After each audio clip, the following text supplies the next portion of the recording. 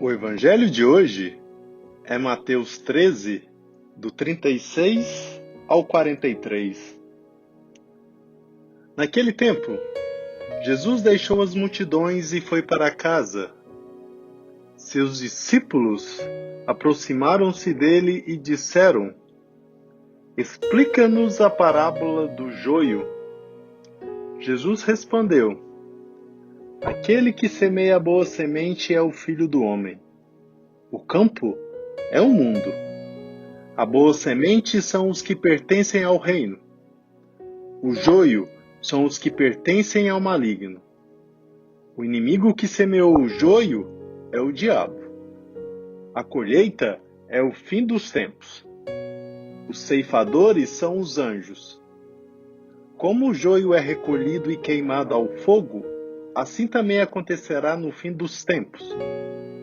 O Filho do Homem enviará os seus anjos e eles retirarão do seu reino todos os que fazem outros pecar e os que praticam o mal. E depois os lançarão na fornalha de fogo. Ali haverá choro e ranger de dentes. Então os justos brilharão como o sol no reino de seu Pai. Quem tem ouvidos, ouça. Com a parábola do joio e do trigo, Jesus vem nos explicar direitinho o que acontece com o mundo em relação ao reino de Deus e como o maligno pode interferir nos projetos de Deus.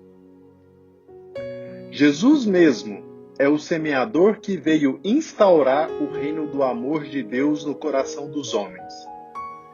É Ele quem planta a boa semente da sua palavra e dos seus ensinamentos no coração de todos os que querem pertencer ao reino dos céus.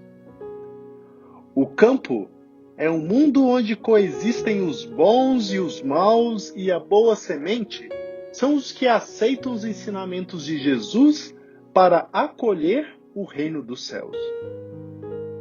O joio são aqueles que, sugestionados pelo maligno, o espírito do mal, são impedidos de que o reino de Deus aconteça no interior dos seus corações e passam a ser instrumentos do mal.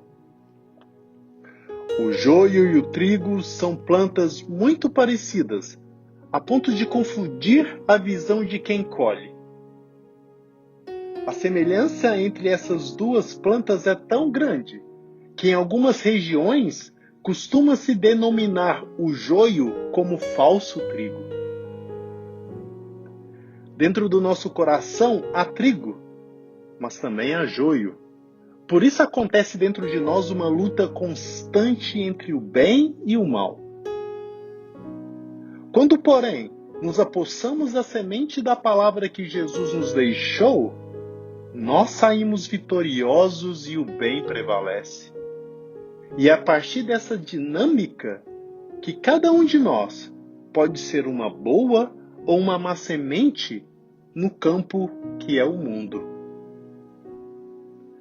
Jesus nos dá entendimento da parábola do joio e do trigo para que possamos ajuizar qual é o tipo de semente que tem sido jogada no terreno do nosso coração e se nós a estamos acolhendo. Quando acolhemos a palavra do Senhor dentro da mentalidade que Ele prega, nós podemos dizer que estamos sendo também no mundo uma semente boa. Todavia, quando podemos estar sendo confundidos pela ação do inimigo que tenta desvirtuar o sentido dos ensinamentos de Jesus, fazendo com que tenhamos no mundo um comportamento duvidoso? Precisamos estar bem atentos enquanto estamos aqui na terra e temos vida e oportunidade. Jesus mesmo falou que no final, os seus anjos virão e retirarão do seu reino todos os que praticam o mal.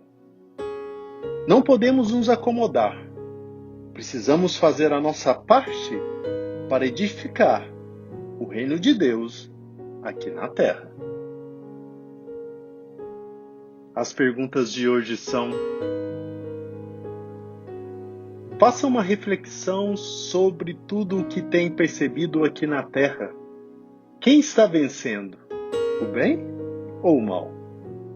O que você tem feito para difundir o reino de Deus? Você se considera trigo ou joio?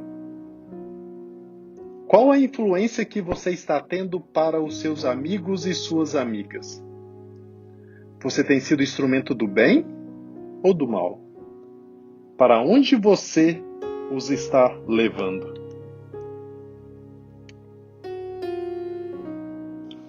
Hoje, o Evangelho nos traz a explicação da parábola do joio, na qual Jesus compendia toda a história da igreja. Se na parábola do semeador, por um lado, o terreno somos nós e a semente a palavra de Deus, na parábola do joio, por outro, o campo representa o mundo e o trigo, os filhos do reino. O joio, por sua vez, são os que pertencem ao maligno, e misturado entre os fiéis, somente aparentam ser cristãos, quando na verdade não passam de membros mortos do corpo de Cristo, de membros totalmente extirpados e carentes de vida sobrenatural, por terem perdido a fé, que é o vínculo que nos une ao Senhor. De fato, a nossa distintiva que permite discernir quem dentre os cristãos é membro vivo e real da Igreja, corpo místico de Cristo, é, além do caráter batismal e do estado de graça, a reta fé, princípio da vida eterna cuja consumação se dará na glória do céu. Eis porque é importantíssimo que a defendamos e alimentemos diariamente, mantendo-nos no amor de Deus pela observância de seus mandamentos e pedindo sem cessar que Ele enraize ainda mais em nosso coração essa virtude tão necessária, fundamento da justificação, sem a qual é impossível agradar a Deus e chegar à comunhão de seus filhos e familiares. Que Santo Afonso Maria de Logírio, que dedicou seus melhores esforços para defender a santa fé católica e apostólica, alcance-nos do Todo-Poderoso o incremento desse dom celeste e a graça de o conservarmos cândido, imaculado e digno de ser apresentado diante do tribunal de nosso Senhor. Que Deus te abençoe. Bom dia.